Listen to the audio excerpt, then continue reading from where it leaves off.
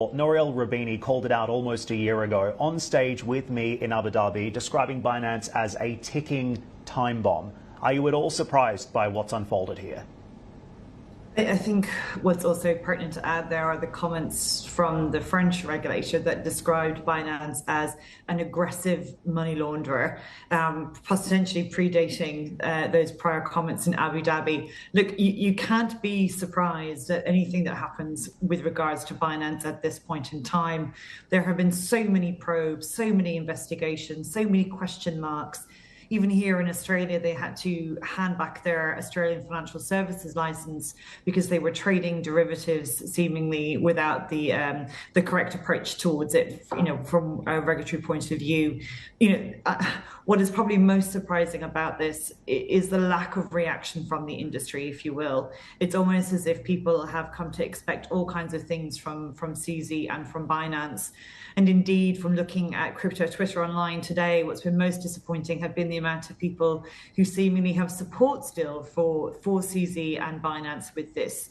I think that's probably important to segregate the actions of Binance from their customers, obviously the overwhelming majority of which you assume, wouldn't support money laundering. But it does seem to be as though there is this reflection that money laundering is just a white collar crime, and certainly the kind of flippant tone that CZ has taken towards his guilty plea would suggest that he doesn't consider it very serious at all.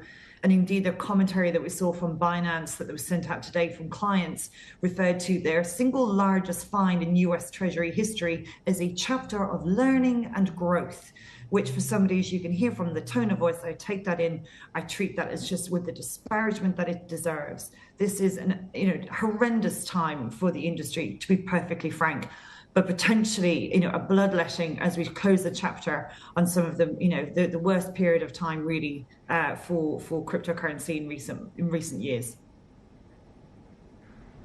Caroline, you got it. And look, what does this mean for the jurisdictions where Binance also operates, like Abu Dhabi, for example? How do you expect regulators to respond? Well, I would imagine that regulators around the world where Binance operates are cracking open the books to have a look at and see exactly how has Binance operated within their jurisdictions. I don't think any country would like to see Binance treat it as a destination for money laundering.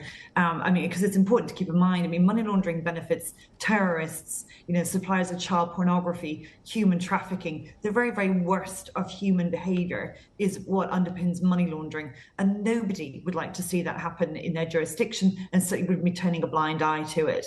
But the way that they've snubbed their nose to the US regulatory approach, the way that they've potentially snubbed their nose to the rest of the world, you'd have to assume regulators are looking at this. Particularly if you saw the quote that came in the DOJ press conference where they described how the compliance team at Binance were aware and indeed complicit in what was happening, describing a quote from one of their compliance team members as inviting drug dealers to money launder through Binance, that they have cake ready and waiting for them. That is just an absolute outrage and makes a joke and a fallacy out of all that they've done before where it comes to AML and KYC. And certainly then for the rest of the industry, such as ourselves and others who have tried so hard to uphold the highest possible standards, you just sit back today and are disgusted by what we've seen.